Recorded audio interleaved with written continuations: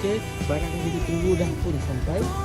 So, video ni adalah untuk semua pengguna AGH30 Velfire ke R4 kita tak kisah.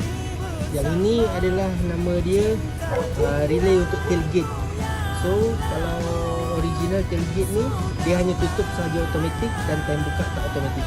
Jadi kita akan tambah relay ni untuk biar dia buka automatik. Alright. Ramai orang tak tahu lagi macam mana nak biarkan dia automatik. Sebenarnya dia ada pro and con dia. Dia orang tak pasang untuk auto tailgate untuk buka dia ni pasal apa? Takut seandainya buka space tu tak cukup, terlanggar dinding, terlanggar besi macam ni kan, terlanggar besi. Jadi sebab tu dia orang tak tahu relay tu. Jadi kalau kita nak tambah, pastikan make sure space untuk parking tu cukup. Okey, nanti tak cukup, okay, make bonnet pun. Okey.